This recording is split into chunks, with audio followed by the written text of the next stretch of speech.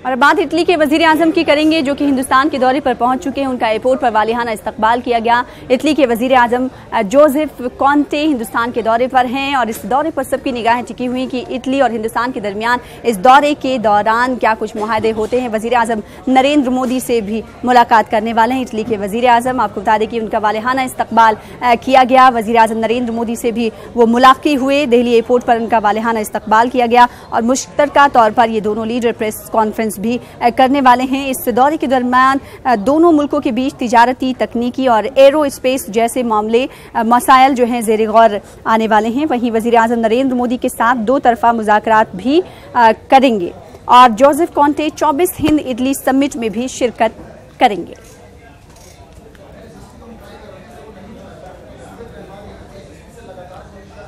और कांग्रेस सदर राहुल गांधी की बात करेंगे। कांग्रेस सदर राहुल गांधी कल मध्य प्रदेश के उज्जैन में वो खिताब कर रहे थे। इस मौके पर उन्होंने एक बयान दिया था जिस पर उन्होंने सफाई भी आज पेश की है और सफाई देते उन्होंने कहा था कि बीजेपी में इतनी ज्यादा बदनामियां हैं कि मैं कंफ्यूज हो गया था। उन्होंने व्यापम को लेकर मध्य प्रदेश के वजीर आला शिवराज सिंह चौहान के बेटे का नाम लिया था। व्यापम की जगह उन्होंने पनामा कह दिया था, जिस पर आज सफाई भी पेश की है। वहीं अगर मध्य प्रदेश के वजीर आला शिवराज सिंह चौहान की बात करें तो मध्य प्रदेश के वजीर आला शिवराज सिंह चौहान ने राहुल गांधी के इस बयान पर कहा कि उन्हें खुद ही नहीं पता है कि वो क्या कह रहे हैं, इसलिए कांग्रेस से इस हवाले से माफी मांगे। यानी अब बीजेपी जो है वो इस मामले को लेकर कह रही है कि कांग्रेस माफी मांगे। वहीं कांग्रेस सदर राहुल गांधी बैक फुट पर जाते हुए दिखाई दे रहे हैं। उन्होंने कहा है कि इतनी बदनामियां बीजेपी में हैं कि मैं कंफ्यूज हो गया था।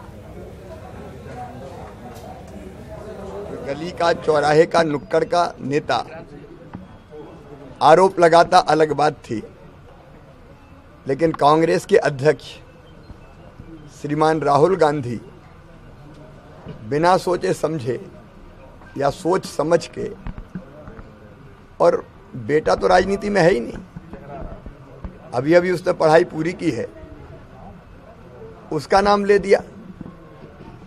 मैं सोचता हूं कि राजनीति के घटिया स्तर पर नहीं उतरना चाहिए। आपने कहा था कांग्रेस मेरे विरोध में अंधी हो गई है, इसलिए रोज आरोप झूठे लगाती रहती है और हमने तो ये तय किया है कि इन झूठे आरोपों के खिलाफ हम मानहानि।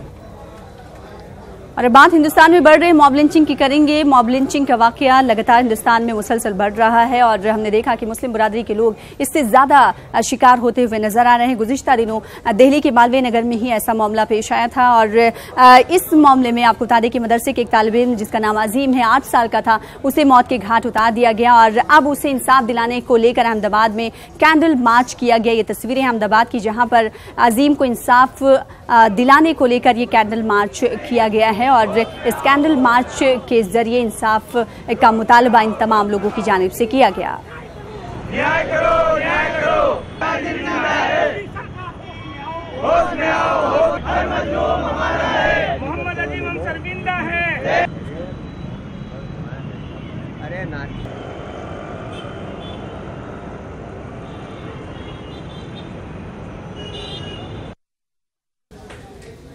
आगे बढ़ेंगे। खबर झारखंड से है। झारखंड के चतरा में एक सहाफी को पीट पीट कर कत्ल कर दिया गया। कहा गया है कि पहले इस सहाफी को अगवा किया गया और उसके बाद उसका कत्ल कर दिया गया। जब सहाफी को वहां से बरामद किया गया, जंगल से उसे बरामद किया गया, तब जख्मी हालत में उसे बरामद किया गया। फिर उसके बाद इस सहाफी को अस्पताल में दाखिल कराया गया, लेकिन अस्पताल में जख्मों की ताब ना लाकर ये सहाफी चल बसा।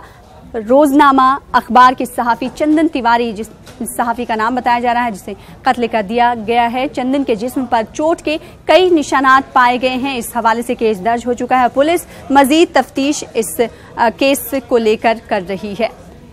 तो ये खबर है झारखंड की। झारखंड के एक सहाफी का कत्ल हुआ है। तस्वीरें टीवी स्क्रीन पर आपको दिखा रहे हैं, जिसका नाम चंदन तिवारी सहाफी का बताया जा रहा है, जिसे पीट पीट कर कत्ल कर दिया गया।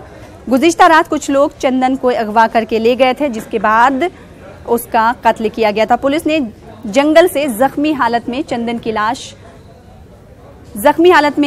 चंदन को बरामद किया। माफ कीजिएगा, अस्पताल में इलाज के दौरान उनकी मौत हो गई। चंदन के जिस्म पर कई चोट के निशानात पाए गए हैं और इस हवाले से पुलिस मजीद तहकीकात कर रही है।